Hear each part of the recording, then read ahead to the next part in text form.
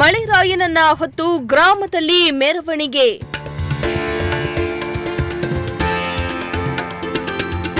ಮಳೆರಾಯನಿಗಾಗಿ ಪೂಜೆ ಸಲ್ಲಿಸಿದ ಗ್ರಾಮಸ್ಥರು.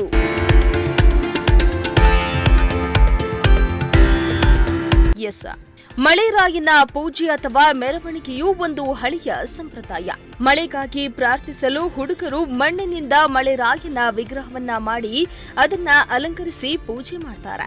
ನಂತರ ಹುಡುಗರು ವಿಗ್ರಹಗಳನ್ನ ಹೊತ್ಕೊಂಡು ಮನೆ ಮನೆಗೆ ಹೋಗ್ತಾರೆ. ಪ್ರತಿಯೊಂದು ಮನೆಯಲ್ಲಿಯೂ ನೀರನ್ನ ಹಾಕಿ ಅರಿಶಿಣ ಕುಂಕುಮ ಹಚ್ಚಿ ಹೂವನ್ನ ಹಾಕಿ ದವಸ ಧಾನ್ಯ ಅಥವಾ ಹಣ್ಣನ್ನ ಕಾಣಿಕೆಯನ್ನಾಗಿ ನೀಡಿ ಪ್ರಾರ್ಥನೆಯನ್ನ ಸಲ್ಲಿಸ್ತಾರೆ.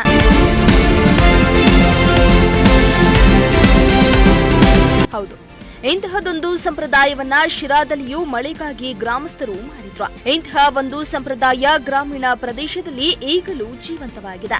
ಈ ಸಂಪ್ರದಾಯವು ಮಳೆಗಾಗಿ ಪ್ರಾರ್ಥಿಸುವ ಒಂದು ಮಾರ್ಗವಾಗಿದೆ. ಇದು ಸಾಂಸ್ಕೃತಿಕ ಪರಂಪರೆಯ ಒಂದು ಭಾಗ ಕೂಡ ಆಗಿದೆ. ಶಿರಾ ತಾಲೂಕಿನ ಉಯಿಲ್ದೊರೆ ಗ್ರಾಮದಲ್ಲಿ ಈ ಪದ್ಧತಿ ಆಚರಣೆಯನ್ನ ಮಾಡಿ ಗ್ರಾಮಸ್ಥರು ಸಂತಸವನ್ನ ವ್ಯಕ್ತಪಡಿಸಿದ್ದಾರೆ.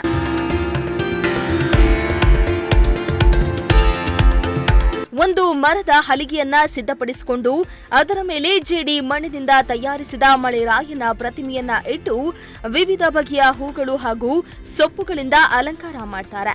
ಮಳೆರಾಯನನ್ನ ಹೊರಲು ಒಬ್ಬ ಹುಡುಗನನ್ನ ತಯಾರು ಮಾಡಿ ತಲೆಯ ಮೇಲಿಟ್ಟು ಊರೆಲ್ಲ ಹೊರಿಸ್ತಾರೆ.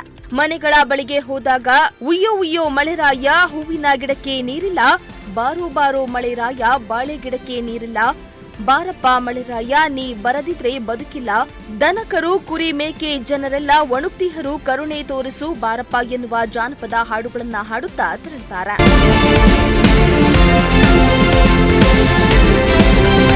ಇನ್ನು ವಿಜ್ಞಾನ ಮತ್ತು ತಂತ್ರಜ್ಞಾನ ಎಷ್ಟೇ ಮುಂದುವರೆದಿದ್ರೂ ತಮ್ಮ ಪೂರ್ವಿಕರಿಂದ ಬಂದಿರುವ ಮಳೆರಾಯನ ಮೆರವಣಿಗೆಯ ಸಂಪ್ರದಾಯವನ್ನ ಇಂದಿನ ಯುವ ಪೀಳಿಗೆಗೆ ನಂಬಿಕೆಯಿಂದ ಉಳಿಸಿಕೊಂಡು ಬರ್ತಾ ಇರುವುದು ಖುಷಿ ತಂದಿದೆ.